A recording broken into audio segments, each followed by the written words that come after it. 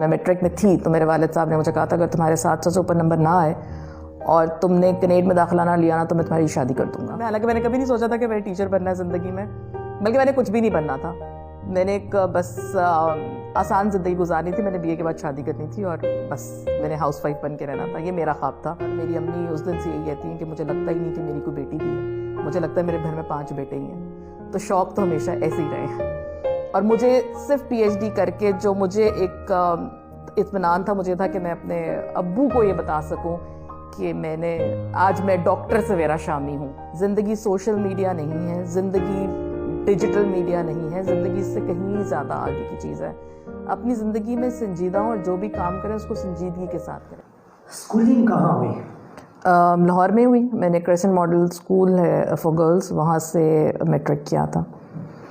اور کالج میں نے BA جو ہے میں نے وہ کنیڈ کالج فار ویمن لاہور سے ہی کیا ہے. اور اس کے بعد جو میرا ماسٹرز ہے، MPhil ہے اور PhD وہ جو ہے وہ Punjab university institute of communication studies سے ہے. اور اس کے علاوہ میں نے ایک سیمسٹر 2017 میں ایریزونا اسٹیٹ یونیورسٹی میں گزارا تھا اپنی PhD کی ریسرچ کے لیے. تو یہ ایک تعلیمی سفر ہے. اور مجھے یہ یاد ہے کہ جب میں نے میٹرک کیا تھا تو میرے والد صاحب نے، جب میں میٹرک میں تھی تو میرے والد صاحب نے مجھے کہا تھا اگر تمہارے 700 سے اوپر نمبر نہ آئے اور تم نے کنیڈ میں داخلہ نہ لیا نا تو میں تمہاری شادی کر دوں گا. تو میں تمہیں کنیڈ اس وقت سرکاری کالج تھا اور ان کو شوق تھا کہ میں وہاں پڑھوں. تو اس وقت انہوں نے مجھے، اب آج وہ یہ نہیں مانتے کہ میں نے کبھی تمہیں زندگی میں ایسی دھمکی دی ہوگی، لیکن اس وقت ان کا ڈر بہت تھا اور شادی نہیں کرنی تھی اس ٹائم پہ. تو محنت کر کے کسی نہ کس طرح کنیڈ میں داخلہ لے ہی لیا تھا. تو اس لیے وہاں سے پھر BA کیا. اور مجھے یہ بھی یاد ہے کہ میرے جو والد صاحب ہیں ان کو بہت شوق تھا کہ میں پڑھوں، اور ہمارے خاندان میں کوئی ڈاکٹر نہیں تھا تو ان کو تھا کہ ڈاکٹر بننا ہے. تو میٹرک کے بعد انہوں نے مجھے کہا کہ آپ نے جو ہے نا وہ میڈیکل ڈاکٹر بننا ہے. میں نے کہا ہاں ٹھیک ہے، مسئلہ ہی کوئی نہیں. جس دن ایڈمیشن کی فیس جمع کرانے کی آخری ڈیٹ تھی یا فارم کی، تو میں ان کو کہا میں نے تو ڈاکٹر نہیں بننا. تو انہوں نے 2 منٹ میری شکل دیکھی اور پھر انہوں نے کہا اچھا پھر کیا بننا ہے؟ تو میں نے کہا کچھ بھی اور کر لوں گی لیکن میڈیکل نہیں کرنا. تو انہوں نے کہا اچھا ٹھیک ہے، اگر تم نے میڈیکل نہیں کرنا نا تو ڈاکٹر تو لگانا ہی ہے، PhD کرنی پڑے گی. تو میں ابھی اکثر ہم یہ بات کرتے ہوتے ہیں، میں ان کو کہی تھی، میں نے کہا میں اس وقت دل میں سوچا کہ ابو کو کہاں یاد رہنا ہے کہ بھئی BA MA MPhil، اس وقت میٹرک کے بعد کیا انسان سوچتا ہے PhD. تو میں نے کہا کہ نہیں، میں نے کہا ہاں کر لوں گی، PhD کر لوں گی، کوئی مسئلہ نہیں، لیکن ابھی میڈیکل نہیں کروں گی. تو اس کے بعد انہوں نے مجھے، لیکن وہ بھی اپنی دھن کے پکے ہی تھے، تو انہوں نے مجھ سے آخر کار PhD کرا کے دم لیا. اور میرا یہ خیال ہے کہ میری PhD کرنے میں ان کے ڈنڈے کا بہت، ڈنڈا کیا بلکہ بہرحال ان کا ایک کافی عمل دخل ہے، کیونکہ وہ صبح شام مجھ سے پوچھتے تھے اچھا کتنا کام ہو گیا، کتنا رہ گیا ہے، کیا ہو گیا، کیا نہیں ہوا. تو کافی زیادہ ان کی پش موٹیویشن بہت زیادہ. میری ایک بہت فیوریٹ کام ہوتا تھا بچپن میں، حالانکہ میں نے کبھی نہیں سوچا تھا کہ میں ٹیچر بننا ہے زندگی میں، بلکہ میں نے کچھ بھی نہیں بننا تھا. میں نے ایک بس آسان زندگی گزارنی تھی. میں نے BA کے بعد شادی کرنی تھی اور بس میں نے ہاؤس وائف بن کے رہنا تھا. یہ میرا خواب تھا. لیکن میرے والد صاحب کا خواب یہ تھا کہ میں نے بچپن سے ہی سوچ لیا تھا کہ میں نے اپنی بیٹی کو ورکنگ وومن بنانا ہے. تو خیر میری ایک کھیلتے تو تھے بہن کوئی نہیں ہے تو بھائی ہی تھے، اور بھائیوں والے جو سارے کھیل ہوتے ہیں وہ میں نے ان کے ساتھ کھیلے. میں نے ان کے ساتھ سائیکلنگ بھی کی ہے، میں نے ان کے ساتھ بیڈمنٹن، فٹ بال، کرکٹ اور جو اس قسم کے کام ہوتے ہیں وہ سارے کام بچپن میں کیے ہیں. ایک ہوتا تھا شوق مجھے کہ ہمارے کمرے میں لکڑی کا دروازہ تھا، ایک چھوٹا سا کمرہ تھا، لائبریری جس کو ہم کہتے ہوتے تھے اکثر. ادھر میں دروازے کے اوپر چاک سے لکھ کے میں نے دروازے کا کافی بیڑا غرق کیا ہوا ہے. تو وہاں پہ لکھ کے میں بچے پڑھایا کرتی تھی. حالانکہ مجھے کوئی ایسا ٹیچر نہیں بننا تھا، بٹ وہ اس وقت اچھا لگتا تھا کہ ایک کاپیاں چیک کرنی ہے پرانی اور جو ہے وہ ایک چاک سے لکھنا ہے. لیکن کافی شوق جو ہے نا وہ بھائیوں والے ہی رہے کہ موٹر سائیکل چلانا سیکھ لیں، گاڑی چلانا سیکھ لیں، اور بس اس طرح جو ہے ان کے ساتھ ہی ہر وقت. تو وہ لڑکیوں والی کوئی ایسی خاص کوالٹی یا ہابی تھی نہیں کہ گڑیوں سے کھیلنا ہے یا اس طرح کی کوئی چیز کرنا ہے، ویسا کچھ نہیں تھا. بلکہ جب میں نے اپنی پریکٹیکل لائف پہلی جاب شروع کی تھی، میں نے جہاں تک ماسٹرز کے بعد میں گھر میں تھی ایگزامس کے فوراً بعد، تو میرے والد صاحب آئے، انہوں نے مجھے کہا کہ تم کیا کر رہی ہو گھر پہ؟ میں کہا ابو امتحان ختم ہو گئے، نہیں تو تم سارے دن سویا کرو گی. میں نے کہا امتحان کے بعد تو یہی کرتے ہیں جب تک رزلٹ آئے. نہیں میں تمہارے نہ کچھ کرتا ہوں. تو اگلے دن ان کے پلڈاٹ تھی احمد بلال محبوب صاحب کی آرگنائزیشن ہے، وہ وہاں انہوں نے بات کی اور انہوں نے مجھے کہا کہ آپ صبح 9 بجے سے آ جائیں. تو میں نے کہا اچھا چلو یہ تو آسان کام ہی ہوگا، ابو کے دوست ہیں کون سا مجھ سے کام کرائیں گے. لیکن وہ یہ کہ 9 سے 5 اور کئی دفعہ وہ 6 7 8 بھی بجتے تھے. تو وہ پہلی میری نوکری وہ تھی، تو وہاں پہ کام شروع کیا، اور وہ بھی یہ تھا کہ بھئی اس کے بعد پھر چل سو چل. اور میری امی اس دن سے یہی کہتی ہیں کہ مجھے لگتا ہی نہیں کہ میری کوئی بیٹی بھی ہے، مجھے لگتا ہے میرے گھر میں 5 بیٹے ہی ہیں. تو شوق تو ہمیشہ ایسے ہی رہے ہیں، کام بھی ایسے ہوا. کبھی ڈانٹ پڑی جو اب تک یاد ہو؟ ہاں بہت. امی سے تو خیر اٹھتے بیٹھتے پڑتی تھی، ابو سے ڈانٹ نہیں، ابو مجھ سے ناراض ہو گئے تھے. اور وہ ہوا یہ کہ میں نے نئی گاڑی چلانی سیکھی تھی، اور میرے ابو نے مجھے کہا کہ تم نے مین روڈ پہ نہیں جانا جب تک کہ میں تمہیں اپروو نہ کروں کہ تم مین روڈ پہ جانے کے قابل ہو. تو میں نے ایک دن ہم ایسے ہی نکلے، تو میری دادی اللہ بخش زندہ تھیں، تو وہ بھی گاڑی میں بیٹھ گئیں، ساتھ 1-2 بچے اور تھے، میرا ڈرائیور ہے وہ، ہم نے نکل آئے. تو ایسے ہی رستے میں میرے ڈرائیور نے کہا کہ آج اس جگہ سے چلتے ہیں. تو وہ میری پھپھو کے گھر بیسکلی، اس نے کہا چلیں آج وہاں چلتے ہیں، آج اماں جان ساتھ ہیں. تو وہ راستے میں ہمارا بہت برا ایکسیڈنٹ ہو گیا، کیونکہ میں بھی اسپیڈ پہ تھی، سامنے سے گاڑی بھی اسپیڈ پہ آئی، تو گاڑی لگ گئی. خیر وہ شکر ہے کسی کو چوٹ نہیں آئی، گاڑی کا کافی نقصان ہوا. اس پہ میرے والد صاحب 3 دن مجھ سے ناراض رہے، اور 3 دن بعد میں نے پھر ان کو جب جا کے 3 دن تو مجھے بھی سمجھ نہیں آئی کہ مجھ سے ناراض کیوں ہیں، میں اس تو ہمدردی کریں کہ میں نے گاڑی ماری ہے. لیکن یہ کہ اس کے بعد پھر انہوں نے، جب میں نے ان سے جا کے بات کی، میں نے کہا ابو ہم سوری، مجھ سے غلطی ہو گئی، مجھے نہیں نکلنا چاہیے تھا آپ کی اجازت. انہوں نے کہا ہاں مسئلہ یہ نہیں کہ تم نے میری گاڑی کا نقصان کیا، مسئلہ یہ ہے کہ جب میں نے ایک چیز سے منع کیا تھا تو تمہیں اس کو فالو کرنا چاہیے تھا، اس پہ عمل کرنا چاہیے. تو خدا نخواستہ کو بڑا نقصان ہو سکتا تھا، شکر اللہ کا نہیں ہوا تھا اس وقت. تو وہ ایک مجھے ان کی ناراضگی آج تک، ایک وہ، اور ایک میں نے جب ابھی پہلی نوکری چھوڑی تھی پلڈاٹ کی، بڑا ضد کر کے کہ میرا بس، مجھے لگتا ہے کہ بس جو میں نے یہاں سیکھنا تھا میں نے سیکھ لیا ہے، میں نے مزید میں اور کچھ، تو ان کو لگتا تھا میں زندگی میں کچھ نہیں کروں گی، میں بس جان چھڑا رہی ہوں، میں نوکری چھوڑ رہی ہوں. تو اس وقت وہ مجھ سے پھر ذرا، یہ 2 واقعات ایسے جب ابو مجھ سے ناراض ہوئے. ادروائز اس کے علاوہ تو بالکل وہ ایسا میرا ان کا تعلق تھا ہے، بلکہ کہ وہ میرے بغیر اس وقت شادی سے پہلے تو بالکل کھانا نہیں کھاتے تھے، بچوں کے بغیر کچھ نہیں. لیکن یہ 2 واقعات ایسے ہیں کہ وہ مجھ سے ناراضگی کا اظہار انہوں نے کیا. خوشی کا لمحہ؟ خوشی کا لمحہ بہت سارے ہیں، خوشی کے لمحے کوئی ایک نہیں ہے زندگی میں. مجھے لگتا ہے کہ اب تک جتنی زندگی میں نے گزاری ہے، جو بھی کام کیے ہیں آج تک، ان سب میں خوشی ہی خوشی ہے. اپنی شادی ہو گئی، اس سے پہلے پی ایچ ڈی، مجھے لگتا تھا کہ جب میں نے پی ایچ ڈی جس دن کمپلیٹ کی، اس دن میں نے بہت سے لوگوں سے یہ سنا تھا، یا بہت سے لوگ میرے بارے میں یہ بات، کیونکہ ڈیلے ہو گئی تھی، میرے شادی ہوئی، بچے چھوٹے تھے، مجھے لگا بچوں کو ٹائم دینا چاہیے. پھر کرتے کرتے ہوا تو بہت سے لوگ میرے ارد گرد کہتے تھے کہ یہ اس سے پی ایچ ڈی نہیں ہوگی، یہ اس کے کرنے کا کام نہیں ہے. اور مجھے صرف پی ایچ ڈی کر کے جو مجھے ایک اطمینان تھا، مجھے تھا کہ میں اپنے ابو کو یہ بتا سکوں کہ آج میں ڈاکٹر سویرا شامی ہوں. وہ مجھے لگتا ہے کہ ہاں جس دن، اور میں نے ڈگری لی اور میرے والد صاحب سامنے بیٹھے تھے، مجھے لگتا ہے کہ وہ بس زندگی میں شاید بہت ساری خوشیوں میں سے، لیکن ایک ایسا لمحہ ہے جو مجھے لگتا ہے کہ بس زندگی اس دن سفل ہو گئی، کہ بھئی میں نے آج وہ کر لیا جو انہوں نے مجھ سے بہت عرصہ پہلے مانگا تھا یا مجھے کہا تھا. بات خوشی کی ہو رہی ہے تو یہ بھی بتا دیجیے، آپ کے چہرے پہ ہمیشہ اسمائل رہتی ہے، اس کے پیچھے کیا وجہ ہے؟ میری زندگی میں دکھ نہیں ہے شاید، فلسفہ کیا ہوگا، لیکن وہی والی بات ہے کہ اگر آپ اندر سے خوش ہیں اور آپ مطمئن ہیں اور آپ کو کوئی مسئلہ نہیں ہے زندگی میں، تو آپ خوش رہتے ہیں. لیکن میرا اپنے بارے میں ذاتی خیال یہ ہے کہ آپ کو یہ لگا ہے کہ میں بہت خوش نظر آتی ہوں، میں مسکراتی ہوں، میں کافی ایروگنٹ، اور غصہ مجھے کچھ عرصے تک تو بہت زیادہ آتا تھا، اب وقت کے ساتھ ساتھ کم ہو گیا ہے. لیکن یہ کہ ہاں، اگر آپ اندرونی طور پہ خوش ہیں، آپ کو زندگی سے مطمئن ہیں، اور ویسے بھی میرا خیال ہے کہ اگر آپ ایک اچھا، اور کچھ نہیں تو انسان کسی کو ایک اچھا جسچر تو دے ہی سکتا. نئی جنریشن کو کیا پیغام دینا چاہیے؟ میری نئی جنریشن کو سے گزارش ہو سکتی ہے، پیغام تو بڑا مشکل کام ہے، لیکن مجھے لگتا ہے کہ تھوڑا اپنی زندگی کے ساتھ سنجیدہ ہونے کی ضرورت ہے. زندگی سوشل میڈیا نہیں ہے، زندگی ڈیجیٹل میڈیا نہیں ہے، زندگی اس سے کہیں زیادہ آگے کی چیز ہے. اپنی زندگی میں سنجیدہ ہوں، اور جو بھی کام کریں اس کو سنجیدگی کے ساتھ کریں، وقت مت گزاریں، اور ہر لمحہ جو آج گزر رہا ہے نا، وہ کل کو آپ کو یاد آئے گا. محنت تو ہر انسان ہے، لیکن محنت کر کے زندگی کو سنجیدہ لیں. بس مجھے یہ لگتا ہے کہ ہم بہت غیر سنجیدہ ہو گئے زندگی کے معاملے میں. انہوں نے مجھے ڈیولپمنٹ جرنلزم کی دی تھی، جس میں اس وقت میرے سے کچھ دگنی عمر کے لوگ موجود تھے، اور جب میں ان کو پڑھانے گئی تو انہوں نے مجھے اوپر سے لے کے نیچے تک دیکھا، اور ان کو لگا کہ اچھا میں ان کو پڑھاؤں گی.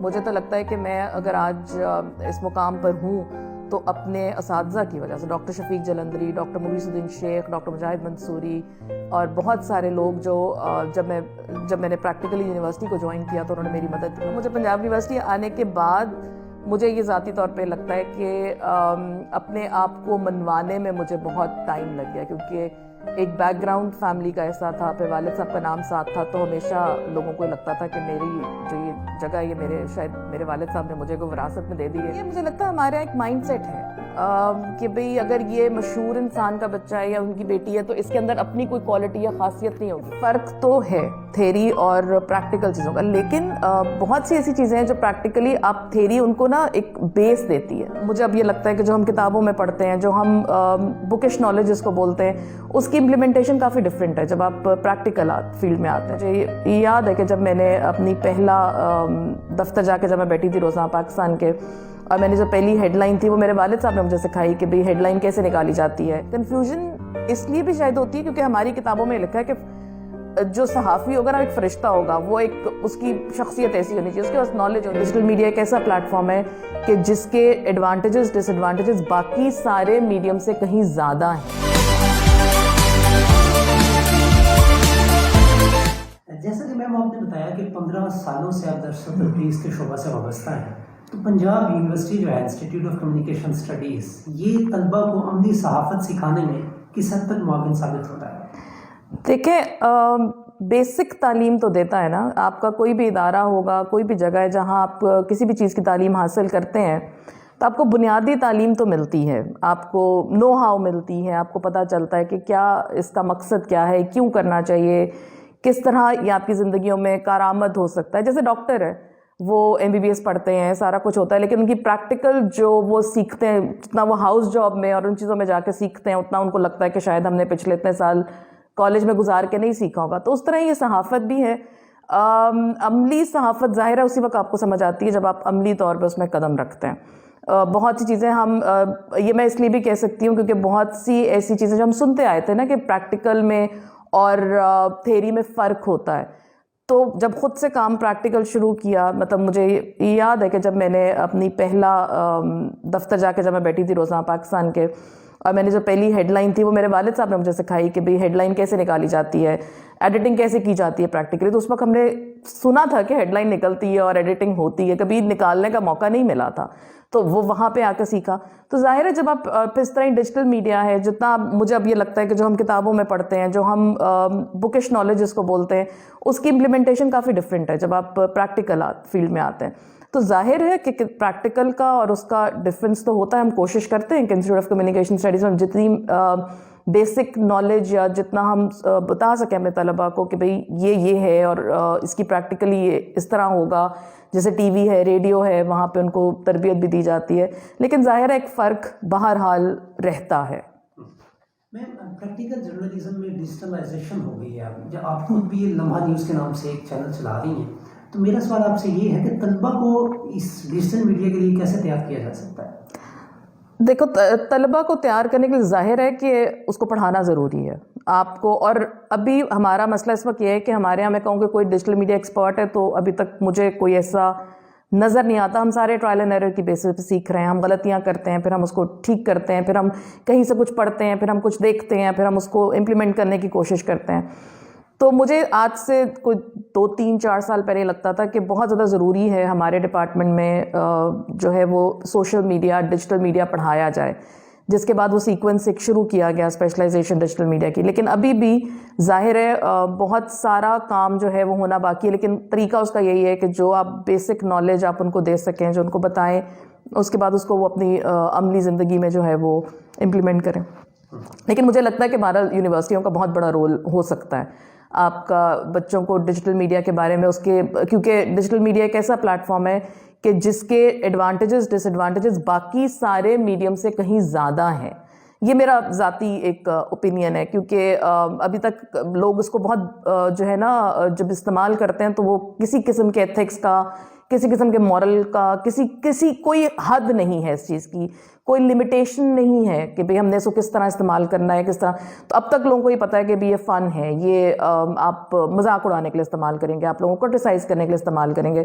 لیکن میرا خیال ہے کہ اس کا استعمال اس سے کہیں زیادہ ہے, جو اپنے طلباء کو بتانے کی ضرورت ہے کہ یہ ایک ایسپیکٹ ہے اس کا, اس کے علاوہ بہت سارا ایسا استعمال ہو سکتا ہے جو ان کی زندگی میں بہت فائدہ مند ہو سکتا ہے.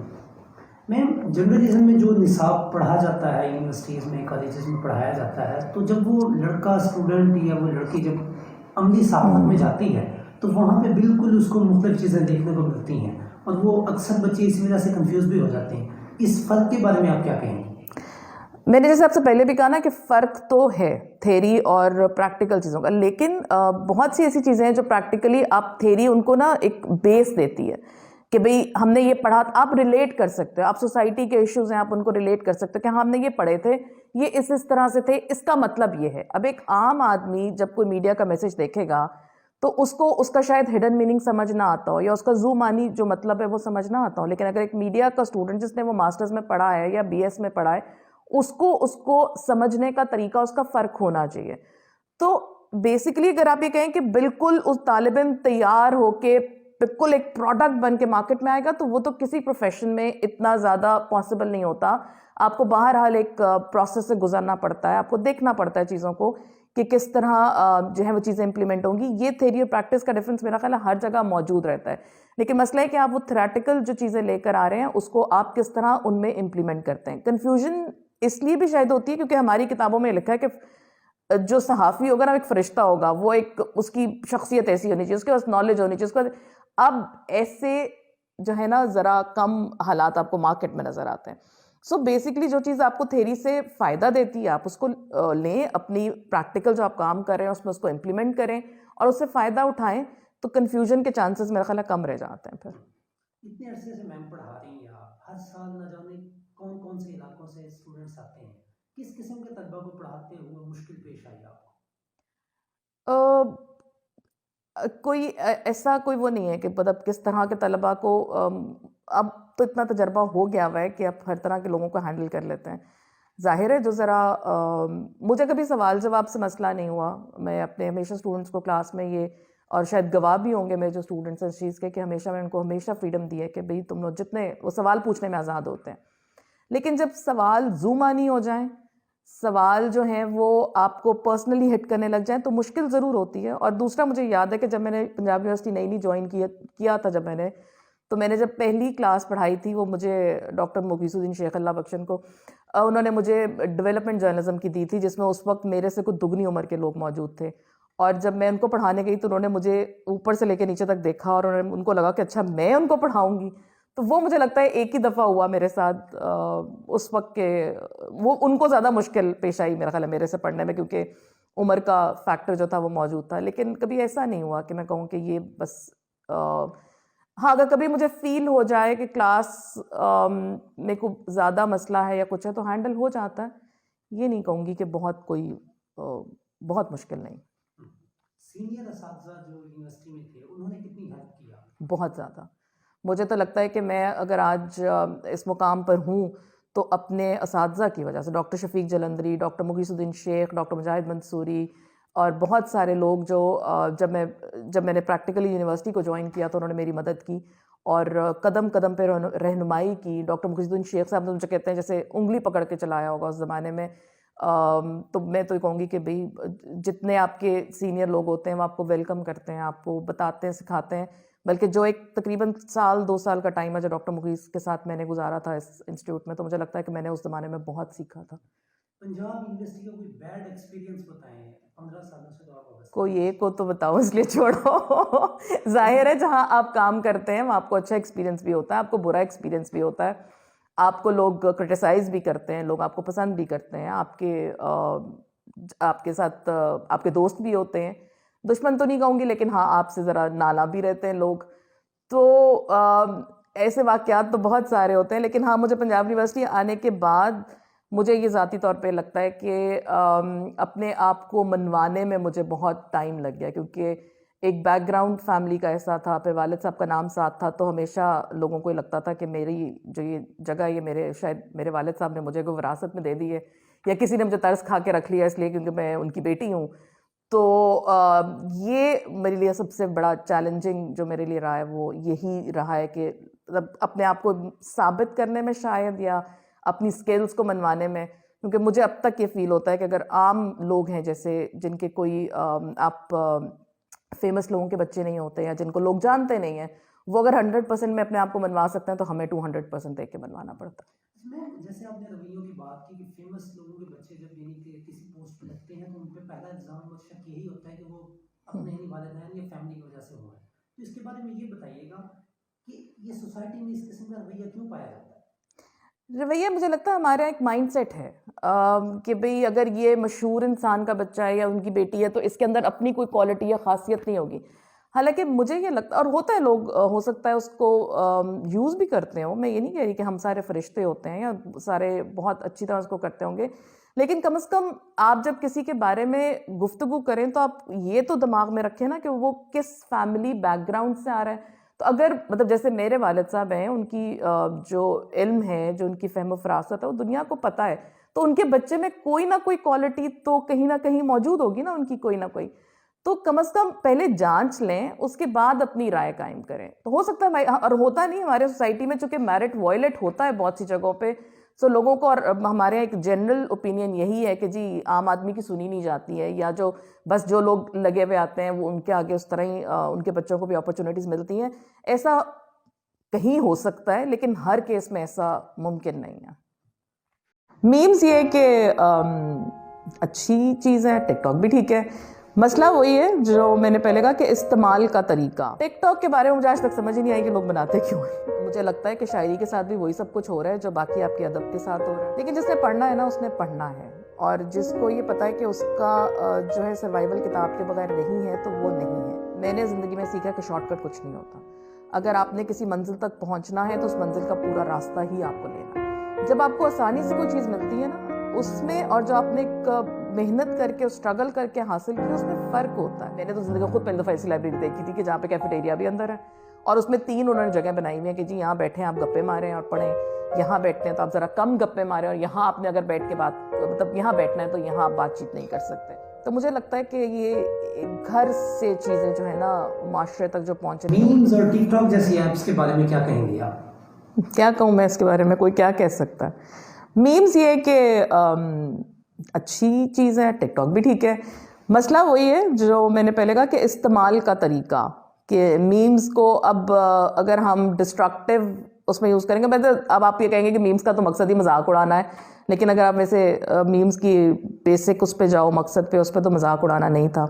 ایک ایکسپریشن ہے، ویژول فارم ہے، آپ کا ایکسپریشن آف یور فیلنگز ہے. یہ ہمارے یہاں مسئلہ صرف اتنا ہے جو مجھے لگتا ہے کبھی کبھی کہ ہم میمز بنانے میں اتنے آگے نکل جاتے ہیں کہ ہمیں کسی کی عزت کا بھی احساس نہیں رہتا، اور ہم کئی دفعہ اس کو نیگیٹو اس چیز میں لیتے ہیں. اس میں ایگزامپل کے ساتھ اگر میں کوٹ کر دوں میم کو، کہ ایک دفعہ کو یاد ہے لاہور میں مینڈک کے وہ آیا تھا کہ جی ہر کھانے میں مینڈک استعمال ہو رہا ہے، یہ فراگ کا میٹ ہے اور فلانا ہے. اس پہ اتنی میمز بنی تھیں کہ جس کی کوئی حد نہیں.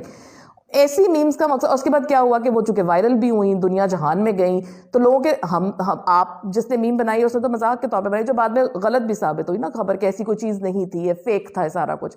لیکن اس سے کیا ہوا کہ دنیا بھر میں ہوا کہ پتہ نہیں واقعی لاہور میں شاید کہ یہ مینڈک کا جو ہے وہ اس طرح ہی ملتا ہے، پاکستان کے اس شہر میں ایسے ہی ہوتا ہے. تو یہ تھوڑا سا مجھے لگتا ہے کہ ایسی چیزیں جو ہوتی ہیں، یا کسی پرسنالٹی کے بارے میں آپ بغیر جانے بوجھے جب میمز بنا لیتے ہیں تو ڈسٹرکشن کا ایلیمنٹ آتا ہے. آپ اس کے امیج کے ساتھ کھیلتے ہیں، آپ اپنے امیج کے ساتھ کھیلتے ہیں، اور امیج بنانے میں بڑا ٹائم لگ جاتا ہے، اور یہ میمز جو ہے بڑے افیکٹ کرتی ہیں بہرحال آپ کے ایموشنز کو بھی، آپ کی چیزوں کو بھی. ٹک ٹاک کے بارے میں مجھے آج تک سمجھ ہی نہیں آئی کہ لوگ بناتے کیوں ہیں. کیونکہ اب انفارچونیٹلی یا فارچونیٹلی ٹک ٹاک بڑا آسان سا ایک میڈیم ہے لوگوں کے لیے، اور لوگوں کو لگتا ہے کہ ہم یہ بنا کے نا مشہور ہو جائیں گے اور ہم پیسے کمانے لگ جائیں گے.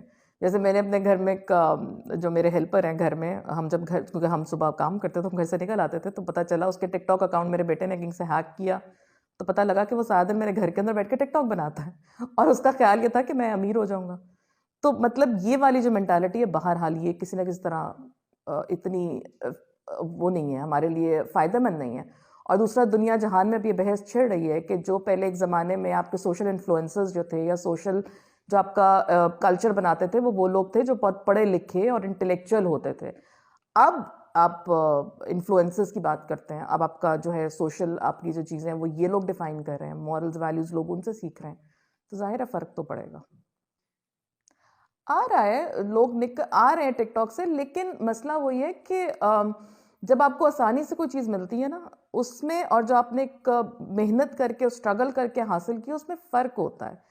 اور ٹیلنٹ آگے, مطلب کس قسم کا ٹیلنٹ آگے آ رہا ہے وہ آپ کو بھی پتہ ہے, اور مجھے بھی نظر آ رہا ہے کہ بھئی ان کا, میں یہ نہیں کہتی کہ سب ویسے ہی ہیں, بٹ ایک میجورٹی کی سوچ کیا ہے ان کا, اور لوگ ان سے امپریس ہو رہے ہیں. مجھے تو زیادہ وہ ہوتا ہے کہ اس طرح کی چیزوں کو دیکھ کے بچے ہمارے آج کل کے, مطلب میرے آج کل کے بچوں کو دیکھیں ان کو فیمس ٹک ٹاکرز یاد ہوں گے, ان کو شاید کچھ اور نہ پتا ہو, تو لیکن یہ کہ ہم کیا آئیڈیل کیا دے رہے ہیں نا اپنے بچوں کو, یا ہم اپنے بچوں کو کیا سکھا رہے ہیں کہ بھئی کن لوگوں سے آپ نے انفلوئنس ہو جانا ہے یا کن لوگوں کو آپ کو دیکھنا. تو ٹھیک ہے ٹیلنٹ آتا ہے, بٹ ٹیلنٹ کے آنے کا طریقہ بھی میرا خیال ہے کچھ نہ کچھ تو, کوئی مورلز, ایتھکس, کوئی لمیٹیشن, کوئی کرائٹیریا, کچھ تو ڈیفائن ہونا چاہیے کہیں نہ کہیں. کچھ تو ڈیفائن ہونا چاہیے. موجودہ شاعری کے حوالے سے میم کیا کہیں گی؟ پہلے فیض احمد فیض اور امجد اسلام امجد صاحب تھے, تو آج کل کے شعراء کرام جو ہیں ان کے بارے میں کیا کہیں گے؟ واقعی یہ شاعری سیدھی سی بات یہ ہے کہ میں کوئی شاعری میں ایسی میری کوئی دلچسپی نہیں ہے, لیکن مجھے لگتا ہے کہ شاعری کے ساتھ بھی وہی سب کچھ ہو رہا ہے جو باقی آپ کے ادب کے ساتھ ہو رہا ہے, جو باقی آپ کے جس طرح ایکٹنگ میں اگر آپ دیکھ لیں تو ایک زمانے میں ہمارے پاس کتنے عظیم قسم کے مطلب ایکٹرز ہوتے تھے نا, کہ جس کو ہم کہتے تھے کہ یار یہ ایکٹنگ ہوتی ہے.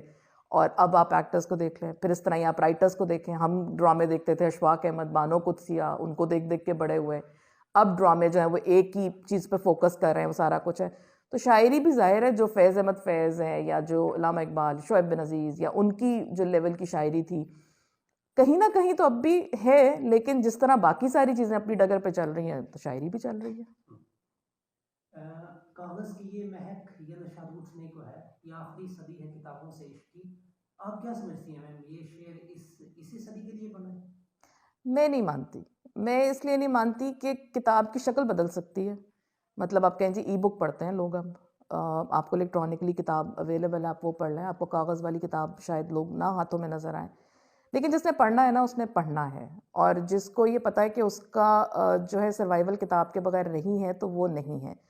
ہاں, بچوں میں اس عادت کو ڈالنے کے لیے ذرا محنت کرنی پڑتی ہے آپ, لیکن یہ کہ ان کو ڈفرینٹ طریقے سے ہم نے, مجھے لگتا ہے کتابوں کو ذرا بورنگ بھی کر دیا نا, کہ چیزوں کو ہم نے اس طرح سے لے کے نہیں چلے اور آگے بچوں میں وہ شوق ڈالا ہی نہیں ہے شاید. تو اس حساب سے اگر آپ یہ کہیں کہ ہاں ایسا ہے تو ایسا ہے, لیکن مجھے ذاتی طور پہ لگتا ہے کہ کتاب جس نے پڑھنی ہے اس نے کتاب ہی پڑھنی ہے. تو کئی لوگ ابھی بھی ہیں جن کا دن پورا نہیں ہوتا کتاب کا صفحہ پڑھے ہوئے. میں نے کوئی چیزیں دیکھنی ہے, ریسرچ دیکھنی ہے, چیزیں دیکھنی ہے, تو مجھے پتہ ہے کہ مجھے کتاب ہر حال میں پڑھنی ہے. تو جن کو پسند ہے ان کو اب بھی پسند ہے. آپ نے بات کی کتب بینی کی, تو میم آپ کیا سمجھتی ہیں جو آج کل ادب لکھا جا رہا ہے, جس نے 7 کتابیں پڑھ لی وہ سمجھتا ہے 8ویں مجھے لکھنی چاہیے, تو اس معاملے میں بھی کیا کوئی کرائٹیریا ہونا چاہیے کہ بس جس کا دل کرے وہ لکھتا جائے؟